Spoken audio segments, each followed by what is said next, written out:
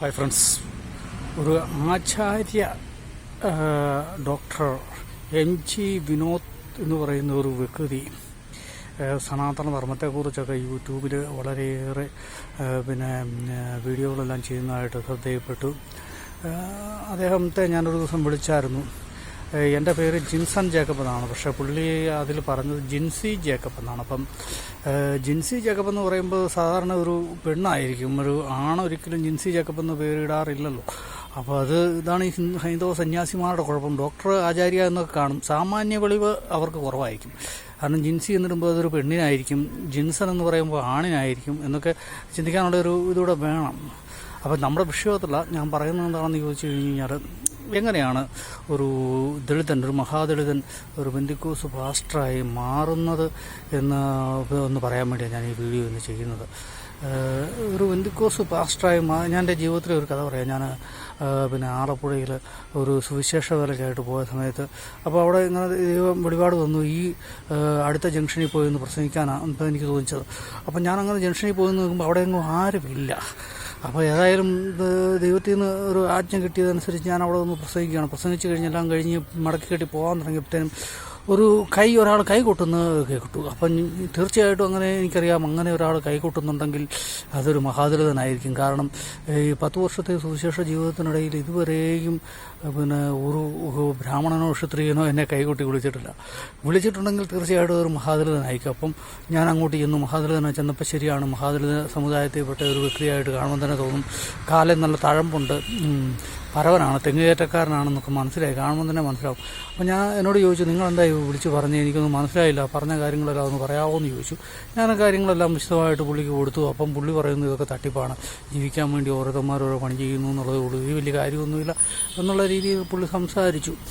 ശരി, അങ്ങനെ ഞാൻ കുറേയൊക്കെ പറഞ്ഞു കൊടുക്കാൻ നോക്കി. പുള്ളി അതൊക്കെ എതിർക്കുന്നൊക്കെ ഉണ്ട്. അങ്ങനെ ഇരിക്കുമ്പോഴത്തേനും വേറൊരു മഹാദളിതനായില്ലേ വന്നു. മഹാദളിതൻ എന്ന് പറഞ്ഞാൽ ഹിന്ദിക്കാരനാണ്, കണ്ടപ്പോൾ തന്നെ തോന്നുന്നു ഉറിയക്കാരനെങ്ങാണ്ട ബനിയൻ ഇട്ടിട്ട് ചവിണ്ട് നാറി ഒരു ബനിയൻ്റെ മണ്ട വലിയൊരു കുരിശ് കെട്ടി തൂക്കിയിട്ടുണ്ട്. അപ്പം തന്നെ നമുക്ക് മനസ്സിലായി അവനും മഹാദളിതനാണെന്ന് ചോദിച്ചു. അവൻ്റെ അടുത്ത് നിന്ന് ചോദിച്ചു, ഭായ് ഖാനാ കിതർ മിലേക. ഞാൻ പറഞ്ഞു, അപ്പം ഞാൻ ഓർത്ത് അവൻ്റെ പൈസ ഒന്നും കാണത്തില്ല, പക്ഷേ ഭക്ഷണം കഴിക്കാതെ പാവം പായി അയക്കും. അപ്പോൾ അന്നേരം ഞാൻ പണി കഴിഞ്ഞ് വരുന്ന സമയം എൻ്റെ കുറച്ച് പൈസ ഒക്കെ ഉണ്ട്, ഒരു മാസത്തെ ശമ്പളക്കാശ് എൻ്റെ കയ്യിലുണ്ട്. ഞാൻ ഒരു 500 രൂപ എടുത്ത് അവന് കൊടുത്തു. ഭായി പോയി എവിടെയെങ്കിലും പോയി ഭക്ഷണം കഴിച്ചോളൂ എന്ന് പറഞ്ഞ് കൊടുത്തു. പക്ഷേ അവൻ പറഞ്ഞു, ഭായി വേണ്ട, ഐസാ നയിക്കുക, മേരെ പാസ് പൈസ ഹേ, मैं खाना होटल किधर मालूम नहीं है, ऐसे लिए तेरे को पूछेगा ऐसा बोला. അപ്പം ഞാൻ ഇങ്ങനെ പറഞ്ഞു. അപ്പോൾ ഹോട്ടലടുത്ത് തന്നെ ഉണ്ട്. ഞാൻ അവനെ കാണിച്ചു കൊടുത്തു, മലയാളത്തിൽ എഴുതി വെച്ചേക്കുന്നു, ഹോട്ടലിന് എഴുതി വെച്ചേക്കുന്നത് അവൻ വായിക്കാറില്ലല്ലോ. അവനെ കാണിച്ചു കൊടുത്തു, ഹോട്ടലിൽ നിന്ന് കാണിച്ചു കൊടുത്തു. അവനങ്ങ് പോവുകയും ചെയ്തു. പോയി കഴിഞ്ഞ് തിരിച്ചു വന്ന് നോക്കി കഴിഞ്ഞപ്പോൾ ഈ പഴയ എന്നോട് വർത്തമാനം പറഞ്ഞു കൊടുക്കുന്ന മഹാദളിതൻ്റെ അടുത്ത് കരയുക. അപ്പം ഞാൻ അവനോട് ചോദിച്ചു, എന്നിട്ട് നിങ്ങൾ കരയുന്നത്? അപ്പോൾ പറഞ്ഞു, എൻ്റെ പൊന്നി ചേട്ടാ 500 രൂപ പുള്ളിക്ക് കൊടുക്കാമെന്ന് പറഞ്ഞല്ലോ, അതെനിക്ക് തരാമോ എന്ന് ചോദിച്ചു. അപ്പം ഞാൻ പറഞ്ഞു, അതിനുള്ള കുഴപ്പമിരിക്കുന്നത് 500 രൂപ ഞാനെടുത്ത് അങ്ങോട്ട് കൊടുത്തു കഴിഞ്ഞപ്പോൾ പുള്ളി എൻ്റെ കയ്യിലേക്ക് അങ്ങ് കെട്ടിപ്പിടിച്ചിട്ട് പറയുകയാണ്, എൻ്റെ പൊന്നി ചേട്ടാ ദൈവം ഉണ്ടെന്ന് എനിക്ക് മനസ്സിലായെന്ന് പറഞ്ഞു. ദൈവം പ്രവർത്തിക്കാൻ നിങ്ങൾ പറഞ്ഞത് യേശു ഒരു ദൈവമാണെന്ന് എനിക്ക് ഇപ്പോഴാണ് ബോധ്യമായത്. ഞാൻ ചോദിച്ചു, എന്നാ സംഭവിച്ചതെന്ന് പറഞ്ഞു. അതായത് ഞാൻ ഒരു തെങ്ങുകയറ്റ തൊഴിലാളിയാണ്, പരവനാണ്. അങ്ങനെ തെങ്ങേന്ന് ഒരു മഴയുള്ള സമയത്ത് തെങ്ങേ കയറി പായലുണ്ടായിരുന്നു, കാലൊന്ന് സ്ലിപ്പായി, എൻ്റെ കാലൊന്ന് മടിഞ്ഞു, തളപ്പൊന്ന് തെന്നിപ്പോയി, മടിഞ്ഞിട്ടൊരു 10-15 ദിവസമായിട്ട് പണിയൊന്നും ഇല്ലാതെ ഇരിക്കുകയായിരുന്നു. പണിയാൻ പറ്റത്തില്ല, കാലിനെ കാണിച്ച് തന്നു, നീര് വെച്ചായിരിക്കുന്നത്.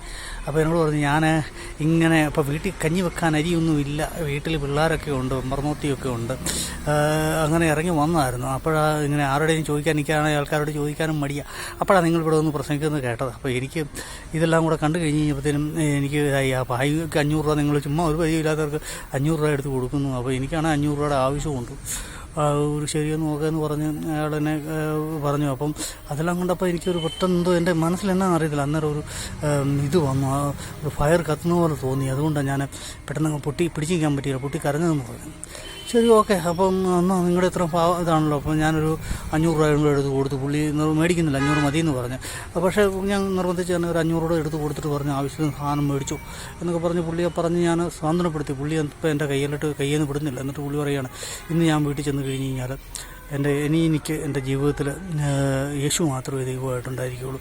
വീട്ടിൽ ധാരാളം പടങ്ങളുണ്ട്, അതൊക്കെ എടുത്ത് ഞാൻ കളയും. കാരണം ഞാൻ വീട്ടിൽ നിന്ന് ഇറങ്ങുമ്പോൾ പ്രാർത്ഥിച്ചുകൊണ്ടിറങ്ങി, എൻ്റെ ദൈവമേ, നിങ്ങൾ വിശ്വസിക്കുന്ന ദൈവം എന്ന് ശക്തനായ ഒരു ദൈവം ഉണ്ടെങ്കിൽ ഞാൻ ആരോടും ചോദിക്കാതെ തന്നെ എനിക്കൊരു 500 രൂപ തരാനായിട്ട്, അരി മേടിക്കാനുള്ള പൈസ തരാൻ ദൈവമേ നീ വഴി കാട്ടി തരണം എന്ന് പറഞ്ഞേച്ചാൽ ഞാൻ വീട്ടിൽ നിന്ന് ഇറങ്ങിയത്. ഇവിടെ വന്നപ്പം ഞാൻ ചോദിക്കാതെ തന്നെ എനിക്കൊരു 500 രൂപ കിട്ടുന്ന ഒരു സാഹചര്യം ഉണ്ടായി. അപ്പം 500 രൂപ ആഗ്രഹിച്ച് എനിക്ക് 1000 രൂപ കിട്ടി. അപ്പം അതൊരു ദൈവത്തിൻ്റെ ഒരു ഇടപെടൽ തന്നെയായിട്ട് എനിക്ക് മനസ്സിലായി.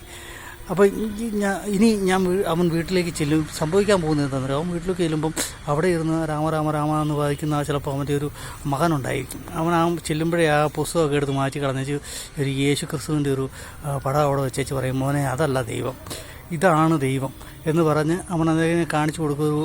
എവിടെ നിന്നെങ്കിലും കിട്ടുന്ന ഒരു പഴയ ബൈബിളും എടുത്തുകൊണ്ട് അവൻ കൊടുത്ത് വെച്ച് ഇനി മോനെ ഇതിനെയാണ് വിളിക്കേണ്ടതെന്ന് പറയും. ഈ പയ്യൻ വളർന്നു വരും. ഈ പയ്യൻ വളർന്നു വന്നു കഴിയുമ്പോഴാണ് അവൻ ബെന്തിക്കോസ് പാസ്റ്ററായി മാറുന്നത്. അവനെ വാഗ്വാദത്തിൽ തോൽപ്പിക്കാനോ അല്ലെങ്കിൽ പിടിച്ചുകെട്ടാനോ ഒരു 100 സ്വാമിമാർ ഒന്നിച്ചു വന്നാലും സാധിക്കത്തില്ല. അനിൽ കൊടിത്തോട്ടത്തെ പോലെയോ അല്ലെങ്കിൽ അനിയപ്പരെ പോലെയോ ഒക്കെ വന്നേക്കുന്ന മഹാദളിതനെ പാസ്റ്ററായി മാറിയേക്കുന്ന നിങ്ങളൊരു 100 പാസ്റ്റർമാർ നിരന്നു നിന്നാലും ഒന്നിച്ചലക്കും.